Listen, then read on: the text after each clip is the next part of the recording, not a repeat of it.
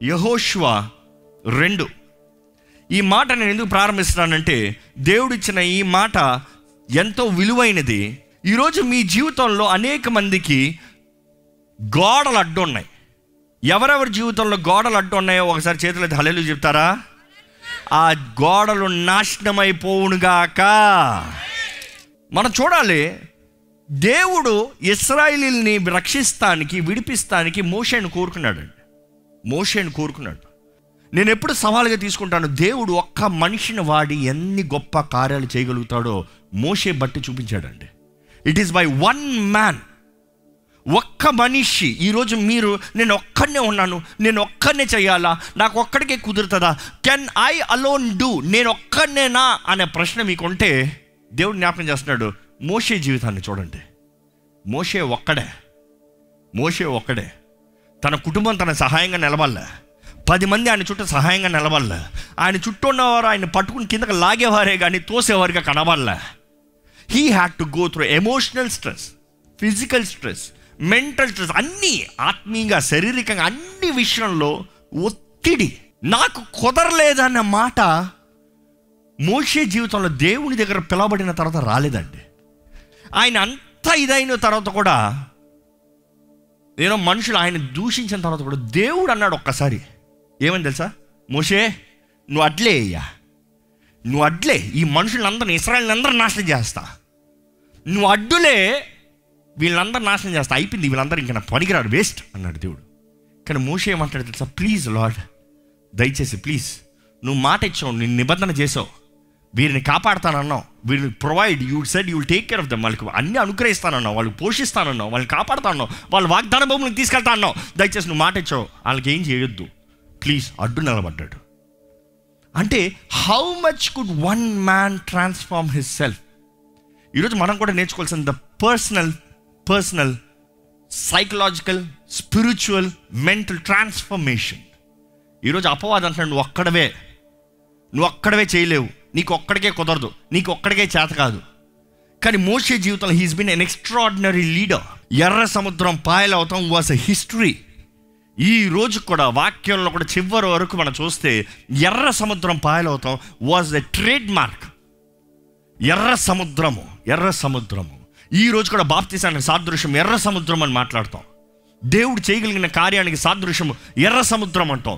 Wear there seems no way God will create a way అని ఈ రోజు కూడా చెప్తాం. ఏంటి, ఎక్కడ మార్గం లేదో అక్కడ మార్గాన్ని కలుగు చేసే దేవుడు ఎర్ర సముద్రానికి పాయింట్ చేస్తాం, ఎ పాయింట్ ఆఫ్ సిగ్నిఫికెన్స్. అక్కడ నుండి చూస్తే ద నెక్స్ట్ లీడర్ మోషేకి దాసుడుగా ఉన్నాడు, మోషేని చూసుకునే వ్యక్తిగా ఉన్నాడు, మోషేకి సహకరించే వ్యక్తిగా ఉన్నాడు యెహోషువ జీవితంలో కూడా దేవుడు ఏదైతే మోషేతో తన నాయకుడితో చూపించాడో he shown the same sign. ఎర్ర సముద్రం, యోర్దాన్, ఎక్కడ మార్గం లేదో దేవుడు అక్కడ మార్గాన్ని కలిగజేశాడు. ఈరోజు మిమ్మల్ని ఒక మాట అడగాలనుకుంటున్నానండి. మీ జీవితంలో is there any landmark that God has done in your life? దేవుడు మీ జీవితంలో సాదృశ్యంగా చేసిన కార్యము ఏదైనా కలదా? దేవుడు చేయలేదన్న పాయింట్ లేదు, కానీ మీకు జ్ఞాపకం ఉందా? బెతేల్. ఎవరు చెప్తారు? ఈ రాయి దేవుడు దిగొచ్చే స్థలమయ్యా, ఇది దేవుని ఆలయమయ్యా. ఎవరు? యాకోబు. అదే సమయంలో ఎబినేజర్, దేవుడు ఇంతవరకు మన దేవుడు ఉన్నాడు, ఎవరు చెప్పారు? సమూయేలు. అదే సమయంలో మోషే, ఎర్ర సముద్రము, యెహోషువ, యోర్దాను. ఇవన్నీ చూస్తే these are all the milestones. వాళ్ళు ఎవరు అక్కడే ఉండిపోలే, వారు ఎవరు అక్కడ ఇల్లు వేసుకుని కూర్చోలే, వారు అక్కడ చెప్పి దాటుకుని వెళ్ళారు. కానీ వారి జీవిత కాలం వరకు, ఇప్పుడు వరకు కూడా we talk about the milestones. దేవుడు మన జీవితంలో కూడా అనేక మైల్ స్టోన్స్ ఇస్తాడండి. కానీ are you ready to cross over, లేకపోతే అక్కడే ఉండిపోతాం అనుకుంటున్నామా? ఈరోజు మనమైతే వీ వాంట్ సేఫ్టీ. నాకు ఇంతే చాలయ్యా, నేను ఇంతలోనే ఉంటానయ్యా, నాకు ఇంతే ఇవ్వయ్యా, అదంతా నాకు వద్దులే, ఇది చాలే, నాకు నా జీవితం అయిపోయింది అంటున్నావు. No no no no. దేవుడు అంటాడు, నీ పట్ల ఎన్నో గొప్ప తలంపులు కలిగి ఉన్నాను. నిన్న దినానికి తలంపులు అన్న మాటలో ఆగలేము, కానీ ఎన్నో ఉన్నాయి దేవుడు మనకు తెలియజేసేది. యెహోషువ పట్ల కూడా దేవుడు ఎన్నో తలంపులు కలిగి ఉన్నాడు. దేవుని వాక్యంలో రాయబడి ఉంటుంది ఏంటంటే, యెహోషువ దేవుని పట్ల కలిగి ఉన్న తలంపులు అన్నీ, అంటే ఆయన స్వాధీనించుకోవాల్సిన ప్రాంతం అంతా యెహోషువ జీవిత కాలంలో ముగించలేదంట. He said I'll give you everything till there. ఆయన అన్నాడు ఇక్కడికి అయిపోయింది. ఇందుకు దేవుడు మాట ఇచ్చి నెరవేర్చలేదా? కాదు, దేవుడు అంటున్నాడు స్వతంత్రించుకో, అడుగుపెట్టిన స్థలం నీదే. కానీ ఆయన కుటుంబం, ఆయనతో ఉన్న జనము, వారిని నడిపిస్తానికి, వారితో పోరాడటానికి, వారిని తెలుస్తానికి, వారితో వెళ్తానికి, అన్నీ మోసుకుని వెళ్తానికి ఇంతవరకే చేరగలిగాడు. దేవుడు ఎక్స్పెక్ట్ చేశాడు అంతవరకు. ఈరోజు మన జీవితంలో కూడా దేవుడు అంటాడు నా తలంపులు నువ్వు అనుకుని అయిపోయేంతవరకు కాదు, ఇట్ ఈస్ ఫర్ ఎవర్. వెళ్తూనే ఉంది నీ జీవితం అంతవరకు. నాకు తలంపులు ఉన్నాయి. కానీ మనం ఆ తలంపుల్లోకి రావాలి, ఈ క్రియల రూపంలో మనం స్వతంత్రించుకోవాలంటే మనం ఎంతగా ఆయనతో సమయం గడుపుతామో, ఎంతగా ఆయన దగ్గర ఉంటామో చాలా ముఖ్యమండి. యెహోషువ యోర్దాన్ని దాటిన తర్వాత హియర్ ఇస్ హిస్ ఛాలెంజ్. అంతవరకు గొప్ప నాయకుడు మోషే ఉన్నాడు తోడు. సడన్గా నాయకుడు లేడు, ఆయనే నాయకుడు. ఆయన చెప్పేది జరగాలి. మన వాక్యంలో చూస్తే ఆయన తెలియదు ఏం చేయాలో. దేవుడు మాట్లాడుతున్నాడు, ఎల్లును. వారి ముందు ఉంది ద ఫస్ట్ పట్టణమే వారు స్వతంత్రించుకోవాల్సింది, పోరాడాల్సింది ఎరికో. ద బిగ్గెస్ట్ ప్లేస్ ఎరికో. ఆ రోజుల్లో ఎరికో దగ్గరికి ఎవరికి యుద్ధంకి వెళ్ళరంట. కారణం ఏంటి? అది మోస్ట్ సెక్యూర్డ్, మోస్ట్ ప్రొటెక్టెడ్. దాని గోడ మీదే రథాలు రేసింగ్ జరుగుతుందంట. ఎంటర్టైన్మెంట్కి కావాలంటే ఆ గోడల పైన రేసింగ్ జరుగుతుందంట.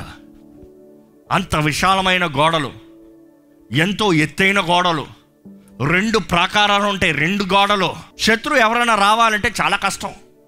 శత్రువు అడుగు పెట్టాలంటే ఫస్ట్ రావాలి, ఇంతవరకు రావాలి. ఎరుకో పట్టణం ఎంతో కొండ పైన ఉంటుంది, పెద్దగా ఉంటుంది, ఎంతో విశాలమైనది, ఎంతో పెద్దది. ఒక శత్రువు రావాలంటే ఇక్కడికి వెళ్ళాలి, ఈ గొయ్యిలోకి దిగాలి, ఈ నుయ్యిలోకి దిగాలి. అది ఇంచుమించు 9 అడుగుల కిందకు ఉంటుంది. ఎవరైనా దాని గోడ దగ్గర రావాలంటే 27 అడుగులకి కిందకి దిగాలి. కిందకి దిగి 9 అడుగులు కిందకి రావాలి. అక్కడ నుంచి ప్రారంభమవుతుంది దాని అసలైన గోడ. బయట ప్రాకారం 17 feet, లోపల ఇంకొక గోడ ఉంటుంది, ఆ 2వ గోడ అప్పర్ వాల్ 27 అడుగులు. అంత పెద్ద స్థలానికి శత్రువు రావాలంటే శత్రువు ఇక్కడ ఉన్నదప్పుడే, ఈ బయట ఉన్నదప్పుడే ఇక్కడ ఆర్చరీస్ రెడీగా ఉంటారంట బాణాలు పెట్టుకుని. ఎవరైనా రావాలంటే ఇక్కడ ఉన్నదప్పుడే కొడతాం ప్రారంభిస్తారంట. లేదు నేను మహా దిగుతానంటే ఇందులోకి దిగి 27 అడుగులు దాటుకుని వచ్చేటప్పటికే ఇక్కడికి అయిపోతుంది వాళ్ళ పని. ఇక్కడికి శత్రువులంతా అంతం. అలా ఇలా దాటుకుని వస్తే ఇక్కడ ఉన్నారు పెద్ద వీరులు, గొప్పవారు. ఆ రోజుల్లో ఆ సైన్యాన్ని ఓడిస్తాం చాలా కష్టం. ఇదిగో యెహోషువ the young leader. But at the same time ఆయనతో పాటు 20 లక్షల కాలి జనం. ఒక్క మనిషి ఇంట్లో ఉన్న 4గురిని బయటికి తరుముతానికి ఎంత కష్టపడతారో ఇంట్లో కుటుంబాలకు తెలుసు. 4గురు తయారు బయటికి రావాలంటేనే గుమ్మం దగ్గర కూర్చొని రా టైం అవుతుంది నడుచుకుంటా కూర్చోవాలి కదా. 20 లక్షల మంది ఎలాగుంటుంది? ఇదిగో రా అంటే అదిగో అంటారు, ఇదిగో అంటారు, అక్కడికి అంటారు, ఇక్కడికి అంటారు. 20 లక్షల మందిని తీసుకుని ఎర్ర సముద్రం దాటారు. ఫస్ట్ ఫైట్ ఉన్నట్లనే టఫెస్ట్ బ్యాటిల్ ఫీల్డ్. ఎలా పోరాడతారు? శక్తి చేత? ఇంపాసిబుల్. వారు వీరులు. వీరు అంతవరకు ఇశ్రాయేలీయులు ఎవరు? అంతవరకు బానిసలు సడన్గా వీరత్వం చేయొచ్చా? వీరుడు జీవితకాలం చిన్నప్పటి నుంచి వీరత్వం నేర్చుకుంటూ ఉంటాడు. సడన్గా బానిస కత్తి పట్టుకుంటే ఏమి చేస్తాడు? దున్నమంటే దున్నుతాం, ఫైటింగ్ చేయమంటే ఇవన్నీ నాకు రావు. కానీ 20 లక్షల కాలి జనాన్ని ఒక్క మనిషిని నమ్మి దేవుడు అప్పచెప్పాడు యెహోషువ. ఈ స్థలంలోకి వెళ్తానికి ముందు దేవుడు అప్పటికే వాగ్దానం చేస్తాడు, నువ్వు అడుగుపెట్టిన స్థలాన్ని ఇస్తా, నీ తోడు ఉంటా, నేను నడిపిస్తా, నీకు జయాన్ని ఇస్తా. నువ్వు చేయవలసిందంతా నా వాక్యానికి అట్టుగాని ఇట్టుగానికి వెళ్ళద్దు, ధర్మశాస్త్రానికి అట్టుగాని ఇట్టుగాని వెళ్ళద్దు. ఏదైతే మోషే ద్వారా నీకు తెలియజేయబడిందో దాన్నే పాటించు, నా వాక్యం తగినట్టుగా జీవించు, నేను చేయవలసింది నేను చేస్తా.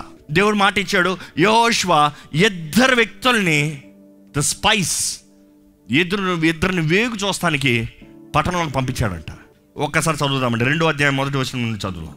నూను కుమారుడైన యెహోషువ వేగుల వారైన 2 మనుషులను పిలిపించి, మీరు పోయి ఆ దేశమును ముఖ్యముగా యెరికోను చూడుడని వారితో చెప్పి షిత్తీము నొద్ద నుండి వారిని రహస్యముగా పంపెను. వారు వెళ్లి రాహాబునకు వేశ్య ఇంట చేరి అక్కడ దిగగా దేశమును వేగు చూచుటకు ఇశ్రాయేలు యొద్ద నుండి మనుషులు రాత్రి వేళ ఇక్కడికి వచ్చిరని యెరికో రాజునకు వర్తమానము వచ్చెను. ఇప్పుడు మనం చూస్తాము వారిద్దరు వెళ్ళి ఎక్కడ దిగారంటే వేషగృహంలో దిగారు. ఎందుకు వేషగృహంలో దిగారు? ఆ రోజుల్లో వేషగృహాలు ఊరు బయట ఉంటుంది, ఆ గోడ పక్కనే ఉంటాయి. It is like the outside wall, outer wall బయటికి, లోవర్ వాల్ బయటికి. ఆ ఊరు బయట ఆ రీతికి జీవించేటప్పుడు you know she was a prostitute. ఈ మాట మరల చెప్తున్నా. ఈరోజు చాలామంది దేవుని బిడ్డలని చెప్పబడేవారు, మంచి వ్యక్తిని అని చెప్పబడేవారు are still living prostitutes life. నమ్ముతారా అండి? ఎంతోమంది నేను పరిశుద్ధుణ్ణి, నీతిమంతుణ్ణి, నేను మంచోణ్ణి అని చెప్పేవారు కూడా రహస్యమైన ప్రాస్టిట్యూషన్. వారు కామ సంబంధమైన ఇచ్చలు, స్వార్థ ఆశలు, వాట్ సెల్ఫ్ డిజైర్డ్, నాకు ఇది కావాలి, నాకు ఇది చెయ్యాలి, నాకు ఇది ఉండాలి అన్న దాని కొరకు, స్వార్థం కొరకు అటువంటి జీవితాలండి. ఈరోజు దేవుడు ఆయన సంఘముని కూడా వేశ్యతో పోలుస్తున్నాడు. జాగ్రత్త. దేవుడు తన ప్రేమను గురించి మాట్లాడాలని వచ్చినప్పుడు కూడా ఆయన బిడ్డలను కూడా అవసరమైతే వేశ్యలతో పోలుస్తున్నాడు. జాగ్రత్త. ఈరోజు మీరు వేశ్య అన్న మాట వచ్చిన అంటే యూ మైట్ బి సేయింగ్ పనికి మాలింది లేదు. No, who are you? దేవుడు హోషేయతో చెప్తాడు, you go find a prostitute and marry her. దాని తర్వాత ఏంటి? నువ్వు ఆమెను ప్రేమించు. పెళ్లి చేసుకుంటాం వేరు, ప్రేమిస్తాం వేరు. నువ్వు ప్రేమించు, తను నీ దగ్గర నుంచి పోతుంది, నిన్ను విడిచిపోతుంది. నువ్వు వెళ్ళి ఏం చేయాలి తెలుసా? మరలా ఆమెను బతిమలాడి, మరలా ఆమెను వెల చెల్లించి మరలా తీసుకుంటారా? తెచ్చుకుంటే ఉంటుందా? మరలా పోతుంది. మరలా నువ్వు వెళ్ళి మరలా తనని బతిమలాడి మరలా తెచ్చుకో. దేవుడు ఆయన బిడ్డల్ని అలా పోలుస్తున్నాడు. ఈరోజు దేవుడు మిమ్మల్ని కూడా అలా పోల్చాల్సిన అవసరం ఉందా? మీరు అనొచ్చు, I'm not having an affair, sexual affair, physical affair, spiritual affair ఉందా? దేవుడు అంటున్నాడు, నా బిడ్డలు అదేలాగా ఉన్నారు హోషియా, నా హృదయాన్ని నువ్వు అర్థం చేసుకోవాలి. నా బిడ్డలు నేను తెచ్చిపెట్టుకుంటున్నాను, నేను ప్రేమిస్తున్నాను, వారిని పోషిస్తున్నాను, సంరక్షిస్తున్నాను, కావాల్సిన అన్ని ఇస్తున్నాను, చేయాల్సిన అన్ని చేస్తున్నాను. కానీ వారు నన్ను విడిచి వెళ్ళిపోతున్నారు. అక్కడ ఏదో వస్తుందని, వారు ఏదో ఇస్తారని, అదేదో దొరుకుతుందని, అక్కడ ఏదో పొందుకోదామని, they are going out from me over and over. నేను మరలా వాళ్ళని ప్రేమిస్తున్నా, క్షమిస్తున్నా, నా దగ్గర పెట్టుకుంటున్నా, మరలా వెళ్ళిపోతున్నారు. ఈరోజు మనం అర్థం చేసుకోవాలండి. ఈ రాహబ్ కూడా she had a prostitutional life. ఏంటి? తాత్కాలికమైన డబ్బు. బట్ తన జీవితం ఊరు బయట, అందరి ద్వారా తృణీకరించబడిన స్త్రీ. ఊర్లోకి వెళ్తే ఎరే వేశ్యరా. ఈరోజు మీ జీవితం కానీ దేవుడు అంటున్నాడు, అలాగుంటే set it right, turn it around. ఇక్కడ మనం చూస్తాం, ఈ ఇద్దరు స్పైస్ అక్కడికి వెళ్ళి విశ్రాంతికి అక్కడ ఉంటారని. వాళ్ళు వచ్చారనేది రాజుకు తెలిసింది. అప్పటికే ఇజ్రాయేలీల గురించి ప్రతి రాజుకి, ఆ ప్రాంతంలో ఉన్న ప్రతి ఒక్కరికి తెలుసు. ఎందుకంటే the trademark, the landmark ఏంటి? The milestone. ఎర్ర సముద్రాన్ని దాటొచ్చారు. ఐగుప్తు సైన్యాన్ని మొత్తం సముద్రంలో వారి దేవుడు నాశనం చేసేసాడు. They had a landmark. ఈరోజు I want remind one word about the landmark. దేవుడు మీ జీవితంలో చేసిన దాన్ని ఇతరులు మీ గురించి చెప్పగలుగుతారా? దేవుడు మీ జీవితంలో చేసిన విషయంని ఇతరులు చూసి దేవుని మహింపరచగలుగుతారా? దేవుడు మీ జీవితంలో చేసిన దాన్ని బట్టి ఇతరులు మిమ్మల్ని గౌరవించగలుగుతారా? ఒక నిజ క్రైస్తవ జీవితం అలాగ ఉంటుందండి. మనం చూస్తాము, వీరిద్దరు వెళ్ళారు, వీరు చేయాల్సిందంతా చేశారు. వెళ్ళారు, వేగు చూసుకున్నారు, వాళ్ళు ఏమనుకుంటున్నారో అన్నీ తెలుసుకున్నారు. ఈ స్త్రీ వీరితో మాట్లాడుతుంది. ఒక్కసారి చూద్దామా వారు ఏమని మాట్లాడుతున్నారు. 9వ వచనం. యెహోవా ఈ దేశమును మీకిచ్చుచున్నాడనియు, యెహోవా ఈ దేశమును మీకిచ్చుచున్నాడనియు, మీ వలన మాకు భయము పుట్టుననియు, మీ వలన మాకు భయము పుట్టున. మాకు అంటే ఎవరికి? ఎరికో మొత్తానికి. ద మోస్ట్ ప్రొటెక్టెడ్ సిటీ భయపడుతున్నారంట. ఏమని? యెహోవా మీకు ఇచ్చేస్తున్నాడు. ఇది ఎవరిస్తున్నారు? యెహోవా ఇస్తున్నాడు. ఈరోజు ఒక్క మాట దేవుడు మాట జ్ఞాపకం చేస్తున్నాడండి. మీ జీవితంలో మీరు దేని విషయమై ఉపవాసం ఉండి తగ్గించుకుని ప్రార్థన చేస్తున్నారో దేవుడు మీకు ఇస్తున్నాను అని తెలియజేస్తున్నాడు. నమ్మేవారు హల్లెలూయా చెప్తారా? అది అందరికీ తెలుస్తుంది, దేవుడు ఇస్తున్నాడు, అది దేవుడే చేస్తున్నాడు. ఇక్కడ వీళ్ళు కూడా అంటున్నారు, యెహోవా మీకు ఇస్తున్నాడని మాకు తెలుసు, మాకు భయం వేస్తుంది, మేము చేయగలిగింది ఏం లేదు. చదవండి ఇంకా. మీ భయము వలన ఈ దేశ నివాసులందరికీ ధైర్యము చెడుననియు నేను ఎరుగుదును. మీరు ఐగుప్తు దేశములో నుండి వచ్చినప్పుడు మీ ఎదురు యెహోవా ఎర్ర సముద్రము నీరును ఎలాగ ఆరిపోచేసెనో యోర్దాను తీరమునున్న అమోరీల ఇద్దరు రాజులైన సీహోనుకును ఓగుకును మీరేమి చేసితురో అనగా మీరు వారిని ఎలాగో నిర్మూలము చేసితురో ఆ సంగతి మేము వింటిమి. మేము వినినప్పుడు మా గుండెలు కరిగిపోయెను. మేము విన్నదప్పుడు మా గుండెలో కరిగిపోయెను.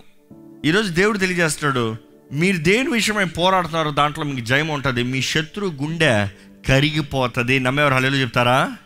You don't have to fear for anything, you don't have to worry for anything. దేవుడికండి, ఈ మాట ఒక్కసారి ఇక్కడ ఆపుతున్నాను, ఈ వచనం చదువుతాం. దేవునికండి మన జీవితంలో ఆయన కార్యము చేస్తాం గొప్పే కాదు, ఆయన ఏమైనా చేస్తాడు. It's not a big deal for God. ఏదో మనకు చేయాలంటే దేవా నాకు చెయ్యి అని మనం ఏదో ఇది చేయాలి అది చేయాలి, 40 రోజులు ఉపవాసం ఉండాలి, కింద దొరలాలి, కొట్టాలి, పట్టాలి, ఇవన్నీ కాదు. దేవుడికి ఏది చేయాలన్నా ఇట్ ఈస్ వెరీ సింపుల్. కానీ దేవుడు అంటున్నాడు, నువ్వు నిజముగా తగ్గించుకుంటావా, నిజముగా సమర్పించుకుంటావా, నిజముగా నేను కావాలని నన్ను ప్రేమిస్తావా, నిజంగా నా పక్షాన ఉంటావా, నిజంగా నా సొత్తుగా ఉంటావా? I you really mind? నువ్వు నిజంగా నా సొత్తు అయితే నేను ఏమైనా చేస్తానంటాడు దేవుడు. దేవుడు అంటాడు ఇశ్రాయేలుతో, నేను మీ తోడున్నాను, నేను చూపిస్తున్నా. శత్రువులకు తెలిసింది, వీరెళ్ళి వారి గురించి ఇంట్రొడక్షన్ చెప్పాల్సిన అవసరం లే. వీరెళ్ళి నేను పలానా మేము ఇంత చేసాం, మేము అంత చేసాం, దీని ముందు నీ దగ్గరకు వస్తాం, ముందు వీళ్ళిద్దరిని ఇలా చేసాము చెప్పారా? Not required. వారు ముందు చేసిన వారి కన్నా వీరు ఎంతో గొప్పవారు, ఎందుకంటే వీరు protection is very big. This is the biggest battle యెహోషువ జీవితంలో, one of the biggest battle. మనం చూస్తాం ఇక్కడ నుండి వారు వెళ్ళే ప్రయాణంలో ఏం చేయాలి, ఎలా చేయాలి. యెహోషువకి ఫస్ట్ బ్యాటిల్ ఇది, మొదటి పోరాటం. దేవుడు అంటాడు, నేను నీ తోడంటా, I will give you the master plan. వీరు వెళ్ళినప్పుడు వాళ్ళు అంటారు, అన్య రాజులు, అయ్యయ్యో మా పని అయిపోయింది, మేము అయిపోయాము. ఈరోజు ఎందుకు దేవుడు ఈ మాట ప్రేరేపిస్తున్నాడు, your transformation is gonna begin today. ఈరోజు మీరు నిజముగా it doesn't matter what was the past, but what is gonna be the future. మీరు వేశ్య అంటే I'm not trying to represent you as the physical form.